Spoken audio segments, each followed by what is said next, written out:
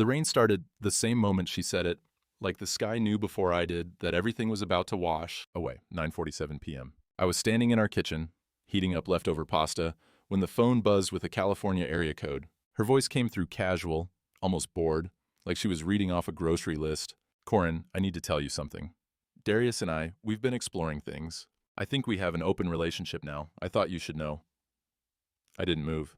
The microwave beeped behind me. Rain tapped the window. Just don't give me your... I never heard what she didn't want.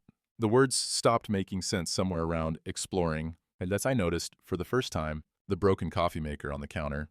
The cheap one she'd left when she took the good one to California 3 weeks ago. She'd already been leaving. I just hadn't been watching. The call ended. I don't know which one of us hung up. The phone sat on the counter, her contact photo still glowing. 8 years of marriage reduced to a dropped call in a broken machine that couldn't even make decent coffee anymore. He didn't sleep that night. He sat in the kitchen until the rain stopped and started again, and somewhere around 3 a.m., he realized he was still wearing his wedding ring. The fluorescent light above the sink buzzed like it always had. That same low hum he'd been meaning to fix for 2 years. Funny how a sound could be invisible until everything else went quiet. By dawn, the house felt foreign. Every object carried a question. The couch where they'd watched movies. Had she been texting him then? The bedroom pillow that still smelled, faintly, of her shampoo. When had she stopped meaning any of it? He walked through the rooms like a detective, at someone else's crime scene. The closet told the first truth. Her side was lighter than it should have been. Not empty, she was smarter than that, but thinned out. The good dresses, the jewelry box, the winter coat she'd said was at the cleaners. The bathroom told the second truth. Her makeup bag was gone. The expensive moisturizer, the hairdryer that actually worked. She'd been extracting herself in pieces so small he never noticed, like a tide, going out an inch at a time, until suddenly you're standing on dry sand, wondering where the ocean went. The coffee maker sat on the counter mocking him. She'd left him the one with the cracked carafe and the broken timer. Took the Breville they'd bought together for their 5th anniversary. That's when the third truth hit him, the one that hurt worst of all. He'd known. 6 months ago. A receipt in her purse, a hotel in Sacramento. The same weekend she'd said she was visiting her sister in Fresno. He'd seen it, held it in his hands. And then he'd put it back, told himself it was probably a work thing, probably nothing, probably anything except what it obviously was. Because facing it meant losing everything. So he'd chosen blindness. And she'd used the time he gave her. The phone rang at 7:15 a.m. Marcus, you sound like hell. What happened? Corin told him. The words came out flat, factual, like he was filing a report. Wife called. She's sleeping with someone. They have an open relationship now. Apparently. Marcus's response was not flat. She called you to tell you she's cheating like it's a goddamn weather update? She said we have an open relationship. You don't have anything she didn't give you first, little brother. So. Marcus's voice has that edge. The one Corin recognized from bar fights and bad news. I'm coming over. Don't do anything stupid. I'm not going to. I'll be there in 20.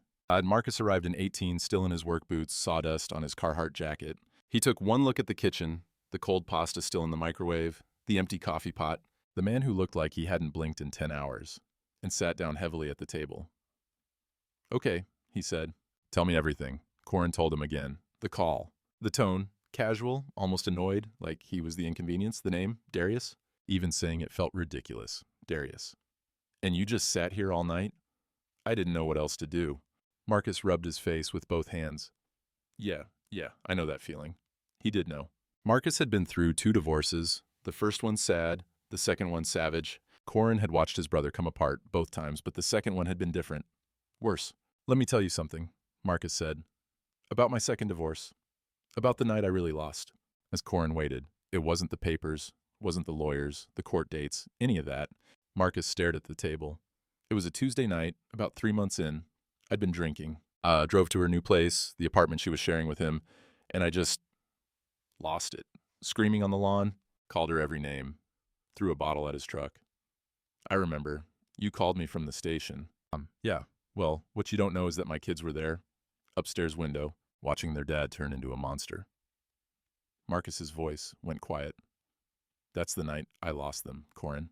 Not the divorce. That night, everything after was just paperwork. The kitchen clock ticked. Rain dripped from the gutters. Don't let them see you bleed, Marcus said. Whatever you're feeling right now, and I know what you're feeling, you lock it down. Because if she's already got a plan, she's waiting for you to give her ammunition. One outburst, one angry voicemail, one drunk drive-by, and suddenly you're the problem. You're the one who couldn't handle it. Corin nodded slowly. What are you going to do? Marcus asked. I don't know. Yeah, you do. You just don't want to say it out loud yet. After Marcus left, after making Corin promise not to call Alara, not to drive south, not to do anything except eat something and sleep, Corin sat alone in the quiet house. He didn't eat. He didn't sleep. He opened his laptop. The shared phone account was still active. She'd either forgotten about it or didn't think he'd check. He pulled up the records, 3 months of calls and texts laid out in neat columns. There it was. The pattern. Calls to the same number, starting 8 months ago. Short at first, 3 minutes, 5 minutes, then longer, then constant. Then calls at midnight, 2 a.m., times when she'd told him she was asleep early because of jet lag. He searched the number. Darius Cole, LinkedIn profile, VP of Business Development at Vantage Tech Solutions. Same company as Alara. Photo, white teeth, expensive watch, the kind of confidence that came from never being told no. 8 months. She'd been lying for 8 months. And he'd handed her every one of those days by choosing not to see. Marcus had come to save him from doing something stupid. But sitting there, watching the call logs scroll, Corin understood something his brother never had. Marcus lost because he felt he let rage drive, and rage drove him straight into a lawn full of witnesses and a police report. Corin wouldn't feel, not yet, not until he understood exactly what he was dealing with. He opened a new document, stared at the blank page, then he typed 2 words at the top, case file. The phone sat next to the laptop, screen dark. An hour ago, it had been the weapon she used to gut him. Now it was something else, evidence. For 3 days, he acted like a man whose marriage was intact. He went to work, he ate lunch, he answered emails about shipping delays. And every night, he came home to build a case against his wife. The mask was easier than he expected. Smile at the security guard, nod at the morning meeting. Pretend the spreadsheets on his screen meant something when all he could see were call logs and timestamps. Sandra from accounting stopped by his cubicle on Tuesday. You okay? You look gray. I'm good. The words came out smooth, automatic. First time he'd said them, they tasted like copper. You sure? You got that look, like you're doing math in your head that won't add up. Just tired. Alara's been traveling for work. House gets quiet. Sandra nodded, satisfied with the lie. People always were. They wanted to believe everything was fine, because fine didn't require anything from them. He ate lunch at his desk, a sandwich he didn't taste, and spent the hour cross-referencing call records with Alara's calendar, the business trips lined up, San Diego, Sacramento, Los Angeles. Every time she'd said client dinner or conference ran late, there was a call to Darius within the hour.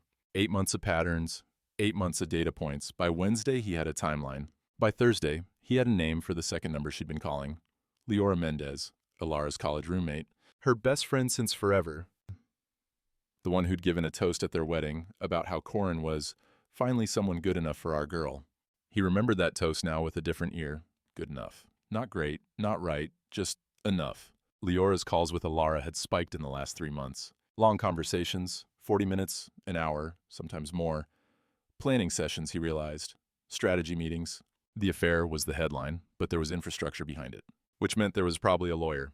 He found one on Friday morning. A San Diego family law firm, Hartwell & Associates, appeared in the phone records 6 times over the past 4 months.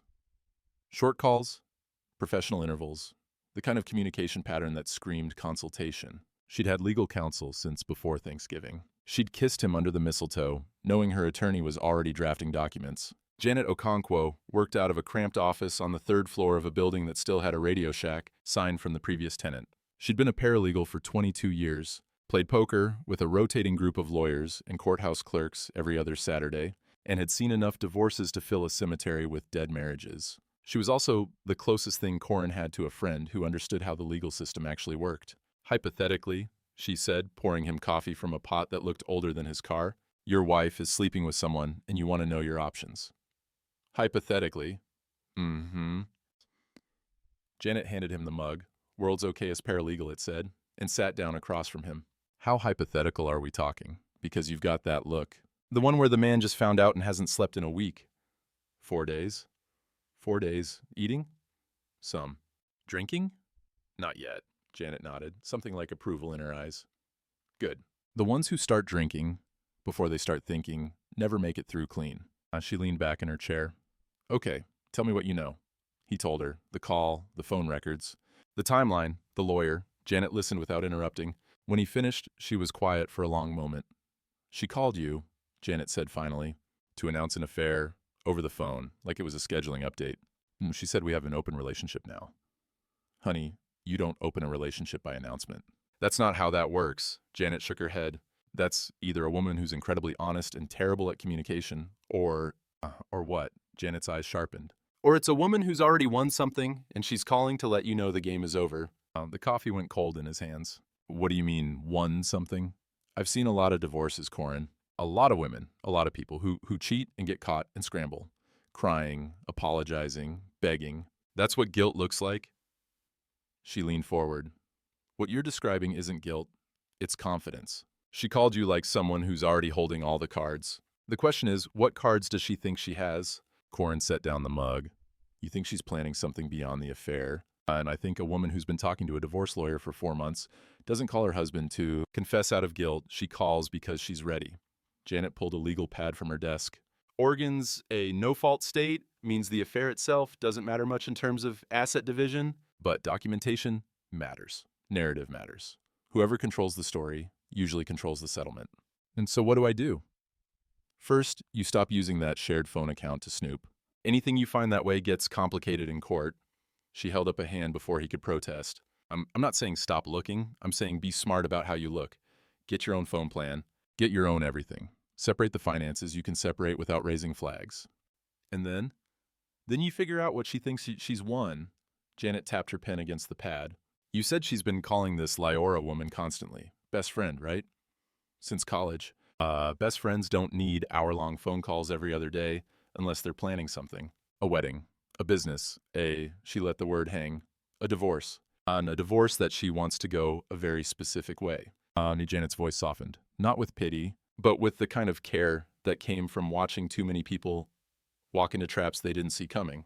Corin, I've seen people hide assets in storage units, cryptocurrency, and once in a parrot.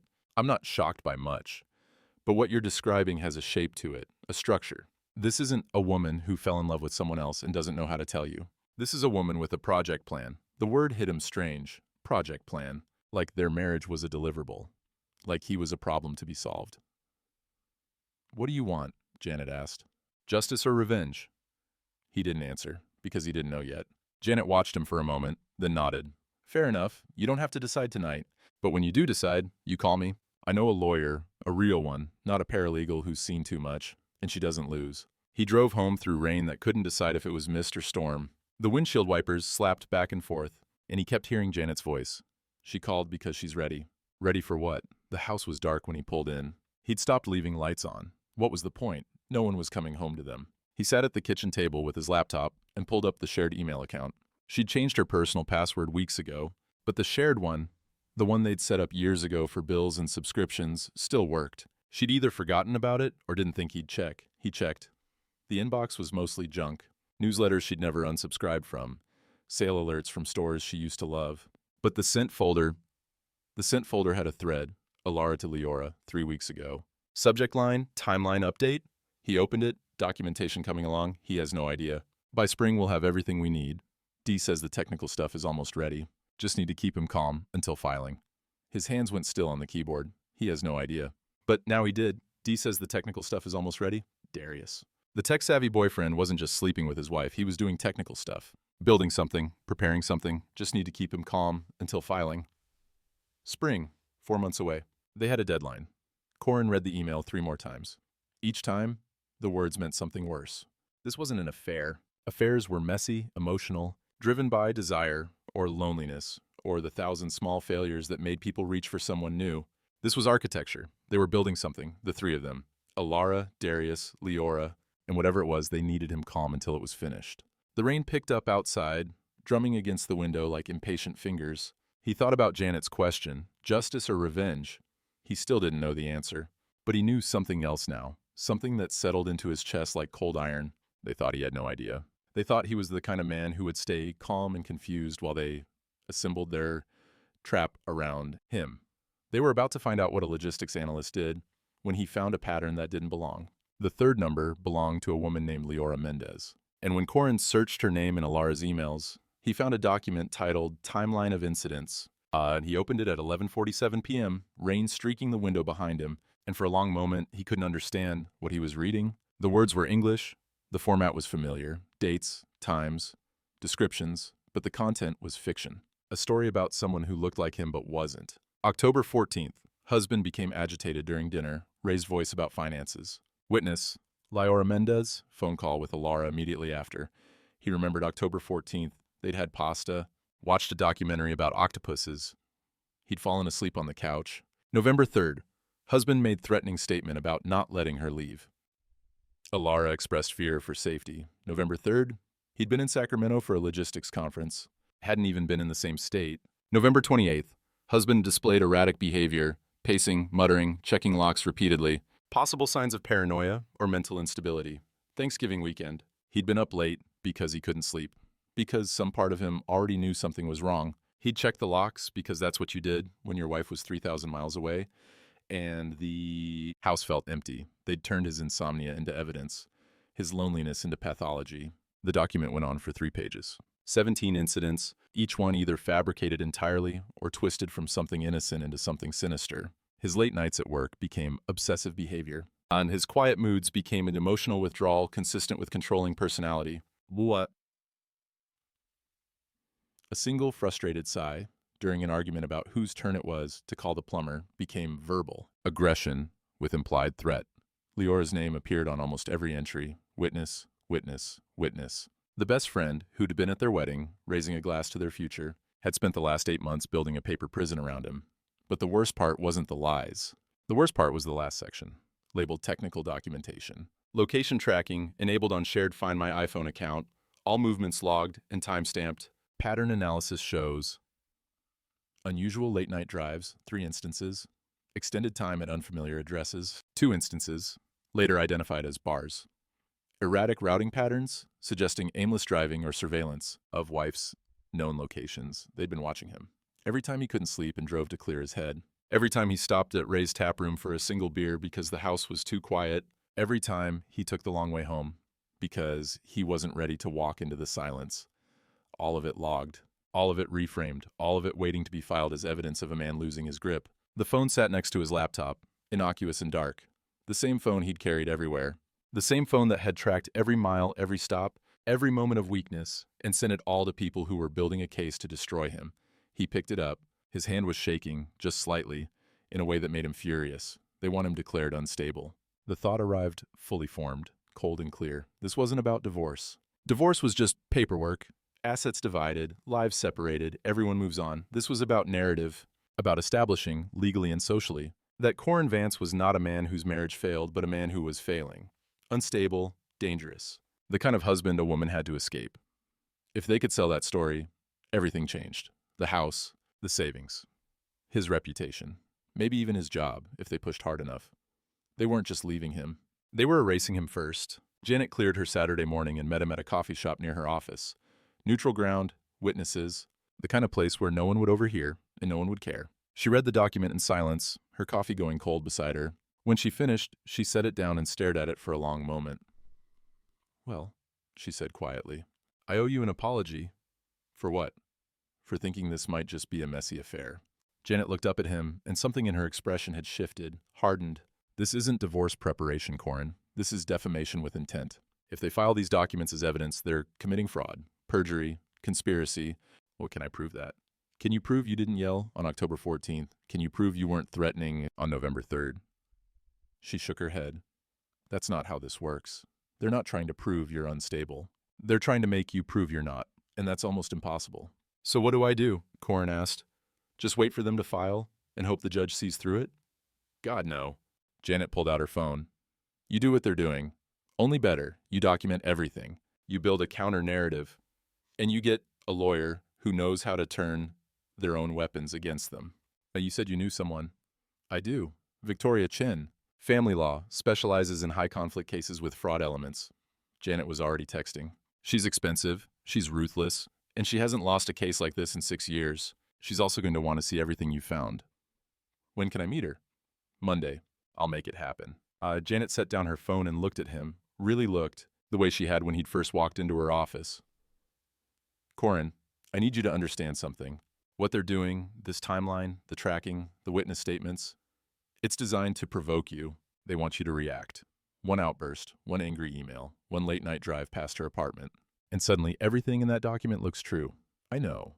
Do you? Because I've watched smart men burn their whole case in a single bad night. Your brother. I know about Marcus. Janet nodded slowly. Then you know what's at stake. It's not just the house or the money. It's who you get to be when this is over. They're trying to turn you into someone you're not. Don't let them. Victoria Chin's office was glass and steel, all clean lines and aggressive competence. She wore a charcoal suit that probably cost more than Corin's monthly mortgage, and she read his documents the way a general reads battlefield reports, looking for weaknesses, counting assets, planning the counterassault. You've given me a gift, she said when she finished. Corin blinked. I have. They documented their conspiracy, in writing, with timestamps. Victoria almost smiled, a sharp, predatory expression.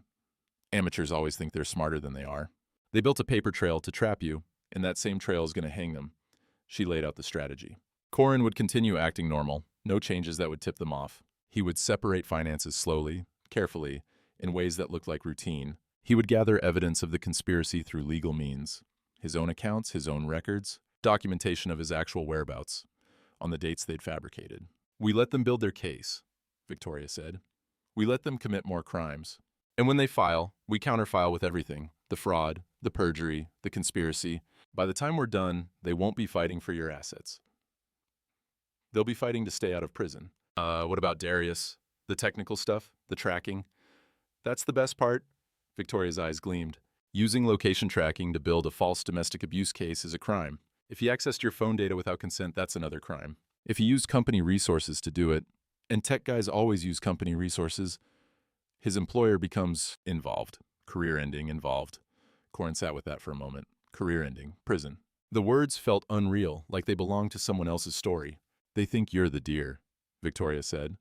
They don't know you're the hunter. He drove home through rain that had finally softened to mist, thinking about hunters and deer and the person he was becoming. There was a moment, sitting in Victoria's office, when he'd felt something cold move through him, something that liked the idea of destroying them. Not just stopping them, destroying them. Watching their careers collapse, their freedom threatened, their smug confidence shattered. Was that justice, or was it something darker?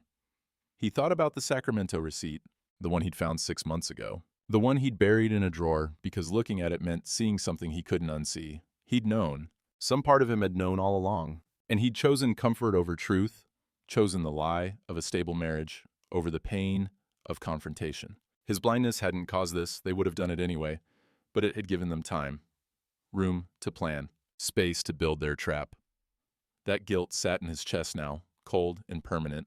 But Victoria was right about one thing. Guilt was just fuel if you knew how to use it. He walked into his home office and stared at the whiteboard on the wall.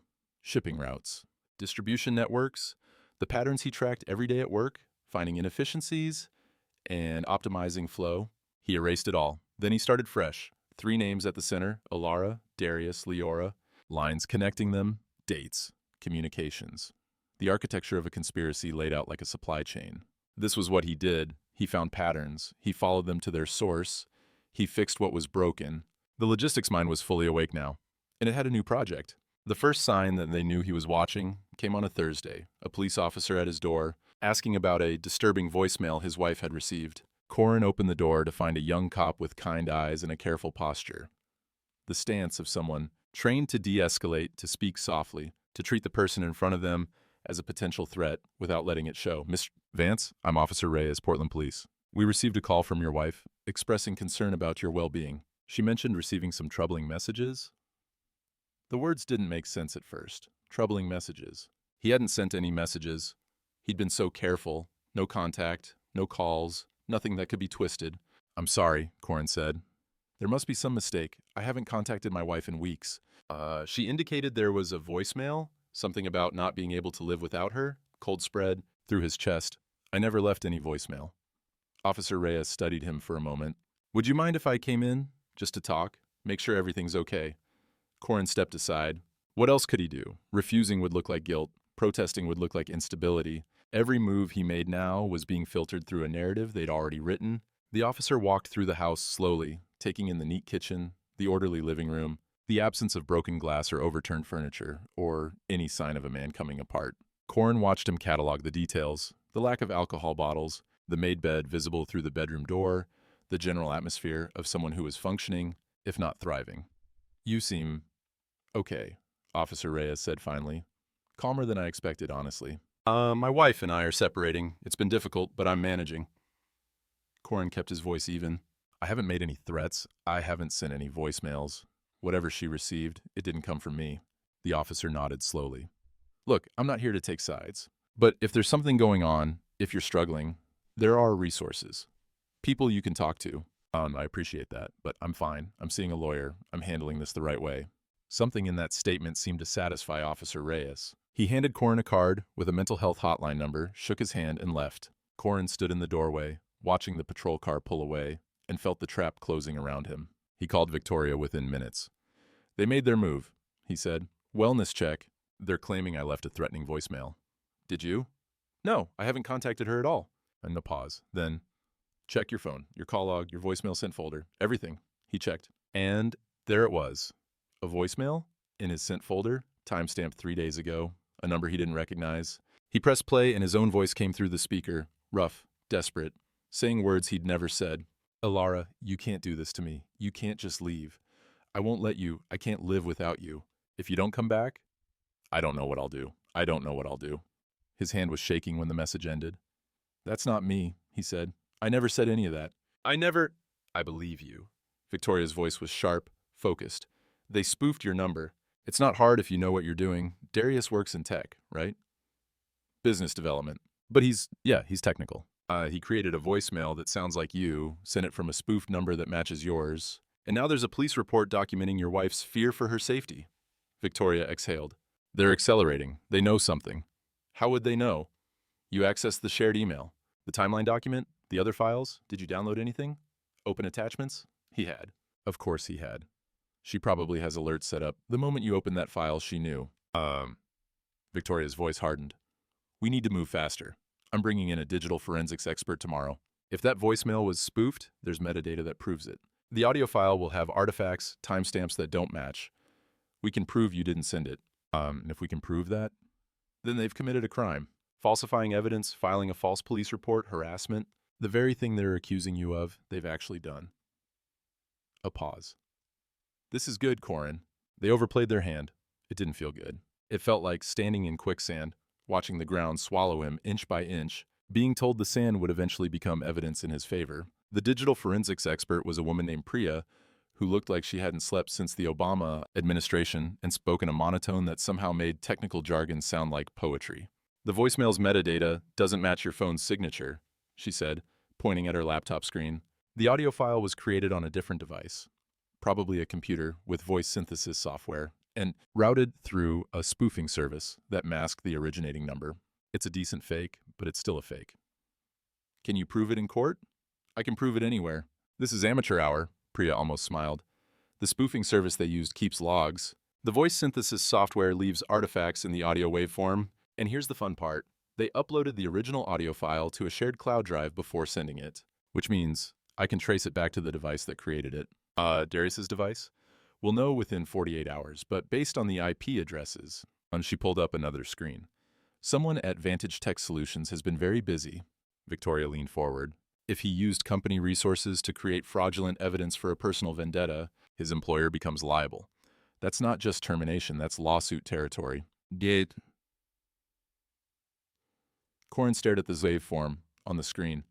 The visual representation of his own voice saying words he'd never spoken. They'd tried to erase him, to replace him with a fiction. But fictions left fingerprints. "There's something else," Priya said. "While I was tracing the voicemail, I found additional data. Location tracking. Someone's been exporting your GPS data from the shared Find My iPhone account and sending it to a personal email address. The same email address linked to the cloud drive with the voicemail file." "Darius?" "Darius." Priya nodded. "He's been tracking your movements for at least 4 months. Every late-night drive, every bar visit, every deviation from routine. All logged, all time-stamped, all ready to be presented as evidence of erratic behavior." The phone sat on the table between them. The same device that had tracked every mile he'd driven, every moment of insomnia, every restless attempt to outrun his own suspicions. For months, it had been a surveillance device disguised as a communication tool. But now it was something else. Now it was proof. They'd built their case on digital evidence. Faked voicemails, track locations, fabricated timelines. They'd trusted technology to protect their lies. They'd forgotten that technology always tells the truth eventually. The restraining order arrived on a Tuesday, the same day the storm knocked out power to half of Portland. He read it by flashlight, like a secret that could only exist in the dark. The envelope had come by certified mail. He'd signed for it that afternoon, not thinking much of it, assuming it was something from his bank or insurance company. By the time he opened it, the wind was tearing branches off the oak tree in his front yard, and the lights had been flickering for an hour. Then the power died. And he stood in the sudden darkness of his kitchen, holding a document that said he was a danger to his own wife. Temporary restraining order, Superior Court of California, County of San Diego. The flashlight beam shook as he read. Or maybe his hands did. He couldn't tell anymore.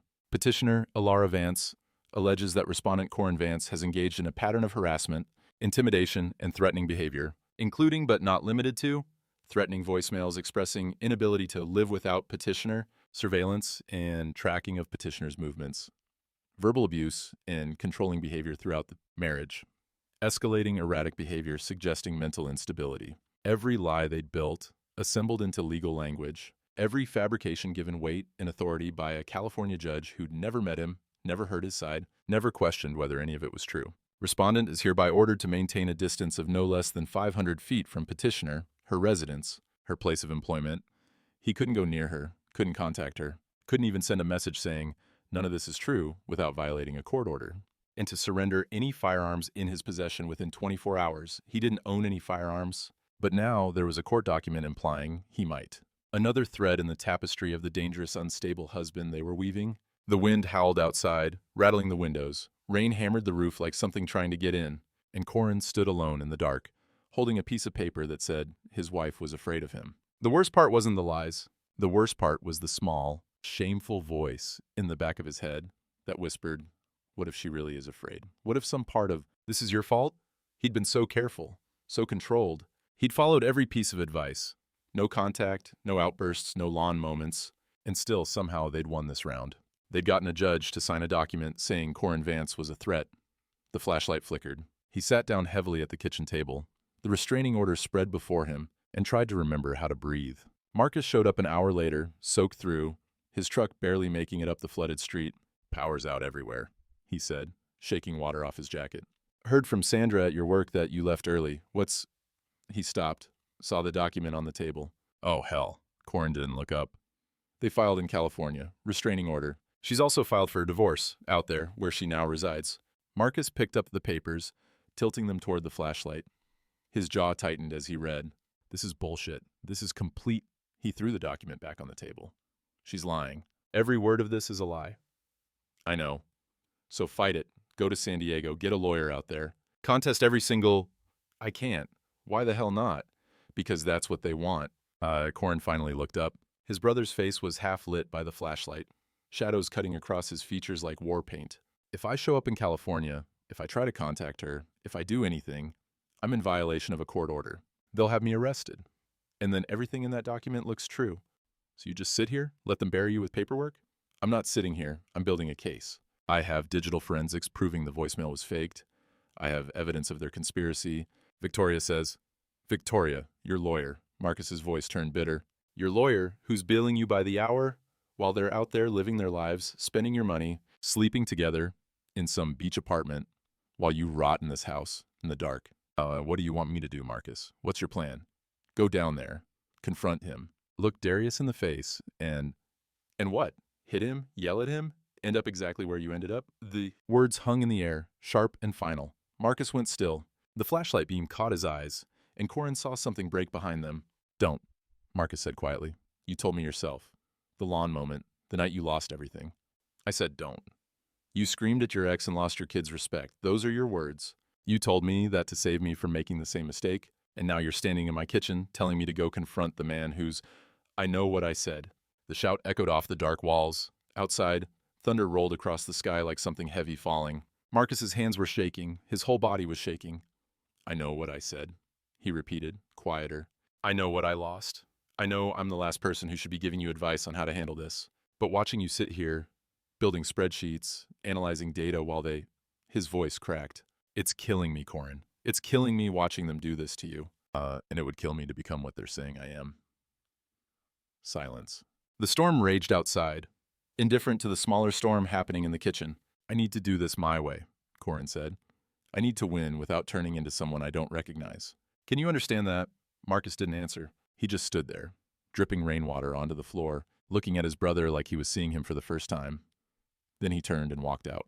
The door slammed behind him. The sound was swallowed by thunder, by wind, by the vast indifference of a world that didn't care whether Corin Vance survived this or not. Alone. The word had a different weight now. Before, alone meant quiet evenings, a house too big for one person, the low hum of a refrigerator in an empty kitchen. Manageable alone? Temporary alone? This was different. This was alone in a way that felt permanent. Cut off from his wife by court order, cut off from his brother by his own sharp words, cut off from any version of the future that looked like the life he'd been building. He sat at the kitchen table until the flashlight batteries died. Then he sat in the dark. The storm screamed outside, and somewhere in the chaos of wind and rain and thunder, Corin felt something inside him start to slip. Go to San Diego, confront him. Marcus's voice, or maybe his own, hard to tell anymore. Look Darius in the face and what? What would that accomplish? What would it prove? Except that they'd been right about him all along? But, God, it would feel good. Just once to stop being careful, to stop being strategic. To look the man who'd stolen his wife in the eye and let him see exactly what Corin Vance was capable of when he stopped holding back. He was on his feet before he realized he'd moved, walking through the dark house, finding his keys on the hook by the door, stepping into the garage. The car sat there, waiting, patient, ready to take him wherever he wanted to go. He got in, put the key in the ignition, sat there with his hands on the wheel, rain hammering the garage door like a crowd demanding entrance. One drive, that's all. Just drive until the feeling passes. But he knew where the drive would take him. South, Interstate 5, 12 hours to San Diego if he didn't stop. He could be there by morning. Could find the apartment where Alara was living with her new life. Could what? Scream on her lawn, pound on her door, prove every word of that restraining order? True. His hands were shaking. His whole body was shaking. And somewhere in the back of his mind, he heard his brother's voice again. Not the angry Marcus from 10 minutes ago, but the broken one from that first morning. That's the night I lost them, Corin. Not the divorce. That night, he pressed his forehead against the steering wheel and let it out. Not screaming. Worse. A sound that came from somewhere deeper than his throat. A low, ragged thing that didn't have words. 8 years. 8 years of trying to be enough, of building a life, of believing the woman beside him wanted the same things he wanted. And this was how it ended. In a dark garage, in a storm, with a court order in his kitchen saying he was dangerous. He didn't know how long he sat there. Long enough for the shaking to stop. Long enough for the sound to fade into silence. Long enough for something cold and clear to settle over him like snow. He couldn't call Alara. Couldn't drive to San Diego. Couldn't do any of the things his body was screaming at him to do. But he could call Janet. His phone was in his pocket. He pulled it out, the screen too bright in the darkness, and dialed. She answered on the third ring. 11-something at night, storm raging, and she answered anyway. Corin. Her voice was alert, worried. What's wrong? I can't do this. The words came out hoarse, scraped raw. They filed a restraining order. They're saying I threatened her. They're saying I'm unstable. And I'm sitting in my car, in the garage, thinking about driving to San Diego and proving them right. Silence on the line, then gently. But you're not driving. No. You're calling me instead. I didn't know who else. Corin. Janet's voice was steady. The kind of steady that came from decades of talking people off ledges they didn't even know they were standing on. Listen to me. You are not crazy. You are not unstable. You are a man who just found out his wife is a monster, and you're having a completely normal reaction to an abnormal situation. It doesn't feel normal. Never does. That's why they win sometimes, because they make you feel like the crazy one for having feelings about being betrayed. A pause. But you called me. You didn't drive. That means some part of you already knows who you are, even if the rest of you is having trouble remembering. The rain drummed on the garage roof. The car sat silent around him, engine off, the drive to San Diego still possible, but somehow further away than it had been 5 minutes ago. They've won this round, Janet said. I'm not going to lie to you. The restraining order is bad. But rounds aren't fights, and fights aren't wars. Victoria has a plan. We have evidence. This isn't over. What if I'm not strong enough? Then you lean on people who are. That's what we're here for. Her voice softened. Go inside. Get some sleep if you can. Victoria's going to call you first thing tomorrow. There's something she found. Something big. But you need to rest before you hear it. What did she find? Tomorrow, Corin. Trust me. You need to be ready for this one. Victoria called at 7:14 a.m. before the coffee finished brewing. We found something, she said. You need to come to my office. He drove through streets still littered with storm debris. Fallen branches, scattered leaves, a traffic light dangling from one wire. The world looked like it had been through a fight and wasn't sure yet who had won. Victoria was waiting in her conference room with Priya and a stack of documents that looked thick enough to be a novel. The digital forensics team recovered deleted communications from the shared cloud account, Victoria said. Alara thought she erased them, but cloud storage doesn't work like that. Everything leaves a shadow. She slid a folder across the table. Corin opened it, read the first page, then the second. Then he stopped, because his hands weren't steady enough to turn any more pages. This started 14 months ago, he said slowly. Before the affair, Victoria confirmed. The planning began a full 6 months before she started sleeping with Darius. He was recruited for the plan, not the other way around. The emails laid it out in Alara's own words. Conversations with Lyora about the exit strategy, research on divorce law, asset protection competency hearings, a checklist titled documentation phase with items like establish pattern of instability and create witness paper trail. And then, in an email dated 11 months ago, the line that made Corin's vision blur, he trusts too easy. That's the weakness. By the time he figures out anything's wrong, we'll have everything in place. He'll never see it coming. She'd written that while lying next to him in bed, while kissing him goodbye in the mornings, while telling him she loved him. He trusts too easy. The endgame wasn't just divorce, Victoria said quietly. Look at page 7.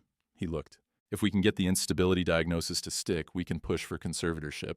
Control over his finances for his own protection. The house, the retirement accounts, everything. They hadn't just wanted to leave him, they'd wanted to own him, to take everything he had while convincing the world he was too broken to be trusted with his own life.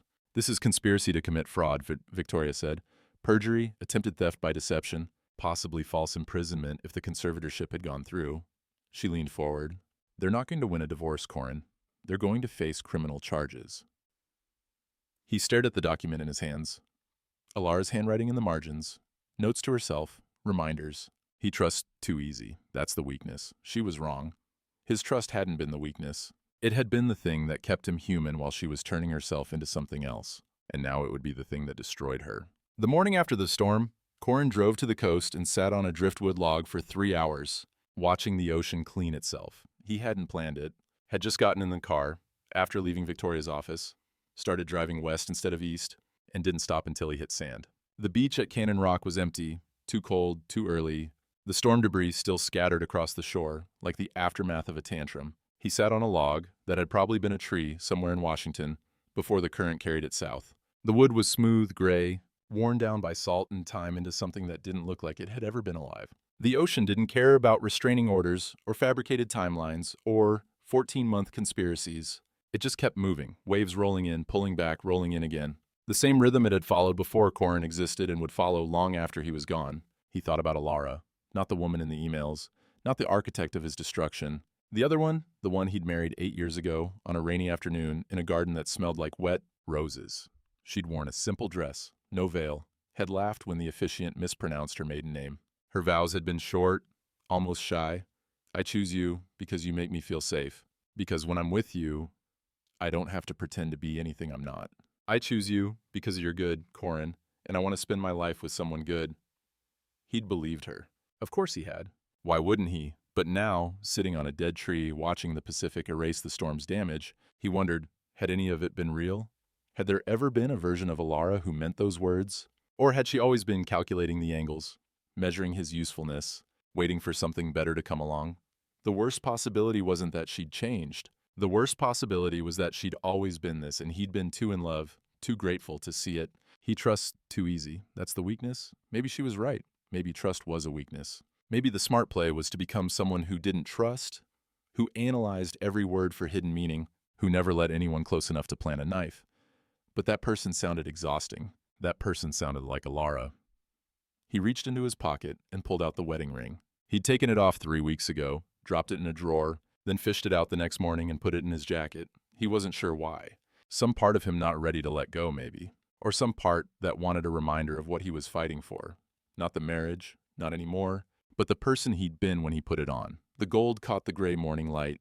Such a small thing to carry so much weight, he could throw it, let the ocean take it, swallow it into the same vastness that didn't care about any of this. A symbolic gesture, the kind of thing people did in movies when they wanted to show they were moving on. But he didn't throw it. He just held it, watching the waves, feeling the cold metal warm against his palm. Moving on wasn't about throwing things away. It was about deciding what to carry and what to set down. He put the ring back in his pocket, something to deal with later, when he was ready. His phone buzzed. He almost didn't look, had been ignoring it all morning, letting calls go to voicemail, texts pile up unread. But something made him check. Marcus, I'm sorry about what I said last night, about the lawn. You were right. I was wrong. I'm here if you need me. Corin stared at the message for a long moment. The words blurred, then sharpened, then blurred again. He typed back, You weren't wrong. You were scared for me, I get it. 3 dots appeared, then, I was also jealous. Jealous? You're handling this better than I ever did. It's hard to watch. Makes me feel like I failed when I didn't have to. Corin sat with that. His brother, who'd always been the loud one, the brave one, the one who charged into things, fists first and dealt with the consequences later, jealous of Corin's control. You didn't fail, Corin typed. You just fought the way you knew how. I'm fighting the way I know how. Is it working? Ask me in a month. A pause. Then I'll be there. Whatever happens. You know that, right? I know. He put the phone away. The ocean kept moving. Somewhere behind him, the clouds were starting to break. The drive back to Portland took 2 hours. He spent most of it thinking about Victoria's question, the one she hadn't asked directly but had implied in every strategy session, every document review, every discussion of what came next. How far do you want to go? He could destroy them, completely. The evidence was overwhelming. Conspiracy, fraud, perjury, attempted theft. Criminal charges were almost certain for Alara, likely for Darius, possible for Lyora. Their careers would end. Their reputations would be ash. If he pushed hard enough, some of them might see prison. Part of him wanted that. The part that had sat in a dark garage wanting to drive to San Diego. The part that had read he trusts too easy and felt something cold and sharp wake up in his chest. But that part wasn't all of him, and he wasn't sure he wanted it to be. Janet had asked him, that first meeting, justice or revenge. He knew the answer now. Justice meant exposing the conspiracy, protecting himself, letting the legal system do what it was designed to do. It meant winning without becoming them. Revenge meant grinding them into dust because he could, because they deserved it. Because it would feel good, for a while, until it didn't.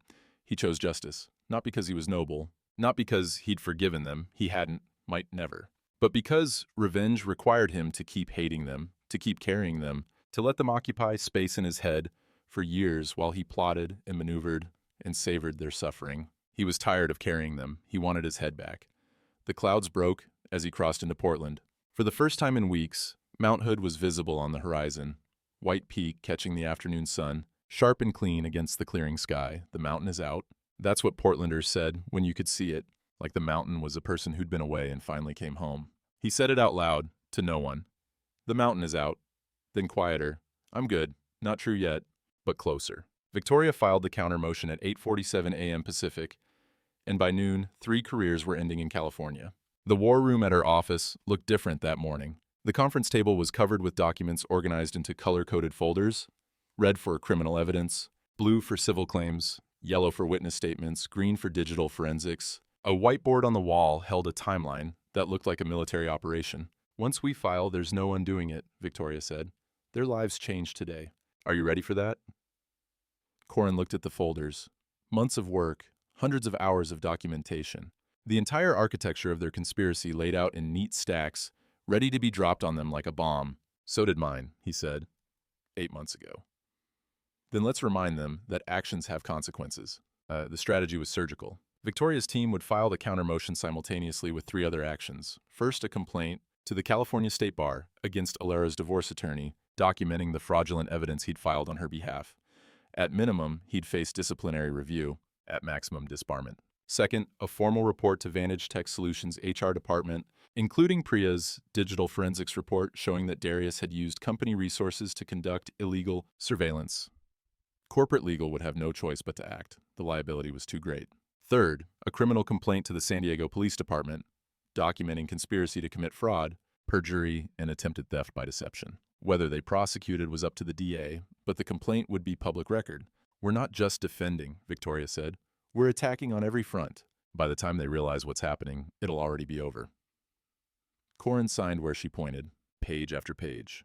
His name on documents that would destroy the people who tried to destroy him. His hand didn't shake. He'd expected it to. There's one more thing, Victoria said. A witness statement we received this morning. She slid a single page across the table. An affidavit from Douglas Reiner, Doug, the neighbor, the retired man who waved from across the street, who'd never said more than a few words about the weather or the Blazers. I have lived across the street from Corin Vance for 6 years. In that time, I have never witnessed any behavior consistent with the allegations made against him. He is quiet, respectful, and maintains his property well. In contrast, I observed an unfamiliar vehicle parked outside his residence on multiple occasions over the past several months, a dark Tesla with California plates. The driver, a man I did not recognize, appeared to be watching the house. I noted license plate number, redacted, and dates of observation as follows. Doug had been watching, quietly, taking notes. And when Victoria's investigator had knocked on his door last week, he'd handed over everything without being asked. He barely knows me, Corin said. He knows enough. Victoria almost smiled. Sometimes people surprise you. The filings hit at 8:47 a.m. By 9:30, the first domino fell. Alara's attorney withdrew from the case.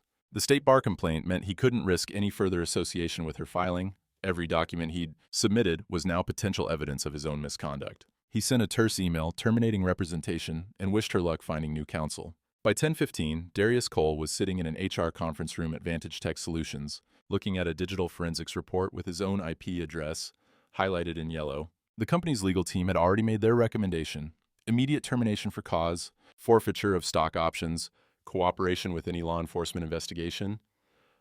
His Tesla was a lease. It was being repossessed by end of week. By 11:30, Leora Mendez received a phone call from a detective in the San Diego Police Department, informing her that she'd been named as a co-conspirator in a fraud case and asking if she'd like to come in for a voluntary interview. Her HR consulting firm, upon receiving a courtesy notification from Victoria's office, terminated her contract before lunch. And at 12:07 p.m., Corin's phone rang, California area code, the same number that had called 8 weeks ago to announce an open relationship. He answered. Corin. Alara's voice was different now. The casual confidence was gone, replaced by something thin and desperate. Corin, please. We need to talk. We can work this out. I never wanted... You never wanted what? His voice was calm, steady.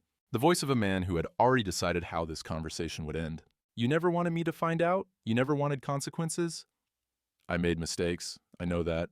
But this, what you're doing, it's going to destroy everything. My career, You were going to have me declared mentally incompetent. You were going to take my house, my savings, my life, and you were going to do it while convincing everyone I was too broken to stop you. Silence on the line. You never finished your sentence, Corin said. That night, when you called, just don't give me your... What? What didn't you want me to give you? More silence. Then quietly, drama. I said don't give me your drama. You didn't want drama. He almost laughed. You wanted me quiet and confused while you picked my bones clean. Well, I'm done being quiet. Corin, goodbye, Alara. He hung up. He set the phone down on Victoria's conference table. The screen went dark. Alara's contact photo, one he should have deleted weeks ago, faded to black. How did that feel? Victoria asked. Corin considered the question. He'd expected triumph, satisfaction, the sweet taste of watching someone who'd hurt him finally understand that she'd lost. Instead, he felt quiet, like a door had closed somewhere inside him, and the room on the other side had finally gone silent. It felt like ending, he said. Not winning, just ending. Victoria nodded slowly. We have options for what comes next. The criminal complaint is filed. That's out of our hands now. The DA will decide whether to prosecute. But there are other avenues, if you want them. She pulled out another folder. This one was thinner, unmarked. We could pursue civil damages, pain and suffering, intentional infliction of emotional distress, conspiracy. Given what they did, a jury would probably award significant compensation. She paused. We could also go public. There are journalists who cover stories like this, tech executive fraud, elaborate divorce schemes. Your story would get attention. Corin looked at the folder. More weapons, more ways to hurt them. What would that accomplish? It would make sure they never recover. Professionally, socially, personally. It would follow them for the rest of their lives. Victoria's voice was neutral, professional. She wasn't advocating either way, just laying out the battlefield. Some clients want that. After what they've been through, they want to make sure the people who hurt them can never hurt anyone else. He thought about it. Really thought. 14 months of conspiracy, fabricated evidence. Attempted theft of his entire life. They'd tried to have him declared mentally incompetent so they could control his finances. They'd forged voicemails in his voice, tracked his movements, built a prison of lies around him. They deserved maximum damage. By any reasonable measure, they'd earned it. But Corin wasn't interested in what they deserved anymore. He was interested in what he needed. File what protects me, he said. I shouldn't drop the rest. Victoria raised an eyebrow. You're sure? After everything they did? I want my life back, not theirs destroyed. And he pushed the unmarked folder back across the table. The criminal complaint is filed. Their careers are finished. Alar's facing felony charges. Darius lost his job. Leora's reputation is gone. That's enough. It's more than enough, legally speaking. But emotionally, I'm done carrying them. He stood up. Every hour I spend planning their destruction is an hour they're still living in my head. I've given them enough of my time. Victoria studied him for a long moment. Whatever she saw seemed to satisfy her. Most people can't make that choice, she said. Most people need the pound of flesh. I'm not most people. He picked up his jacket. I'm a logistics analyst. I optimize systems. And the optimal outcome here is a clean break, not an endless war. She almost smiled. I'll file the final documents this afternoon. The divorce should be finalized within 60 days. The house is yours free and clear. She forfeited any claim when the fraud was exposed. And the restraining order. Dissolved as of this morning. The California judge vacated it once he saw the evidence. You're a free man, Corin, in every sense that matters. He drove home through streets that looked different somehow. Cleaner, sharper, like the storm had washed away a layer of grime he hadn't known was there. The house was waiting. Same house he'd lived in for 6 years. Same kitchen where he'd taken the call that ended his marriage. Same doorway he'd stood in that night, frozen, phone still warm in his hand. He parked in the driveway, sat for a moment, took a breath, then he walked inside. The kitchen was quiet. Late afternoon light slanted through the window, catching dust motes in the air. The broken coffee maker was gone. He'd thrown it out weeks ago. The space where it had sat was empty now, waiting. He stood in the doorway, the same doorway from that first night. But this time, he wasn't frozen. This time, he walked through. The new coffee maker arrived on a Thursday. He didn't remember ordering it. Turns out Marcus did. The box was sitting on the porch when Corin got home from work. Plain brown cardboard, no note visible until he opened it. Inside, nestled in foam packing, was a simple stainless steel machine. Nothing fancy, no timers, no programmable settings, no touchscreen display. Just a coffee maker that worked. The note was taped to the carafe. Fresh start, you earned it. M. He set it up on the counter, where the broken one used to sit, filled the reservoir, added grounds, pressed the single button. The machine hummed to life. No rattling, no death gasps, no struggle. Just the quiet sound of water heating and coffee brewing. The smell filled the kitchen, rich, dark, real. He poured a cup, took it to the small table by the window, sat in the morning light.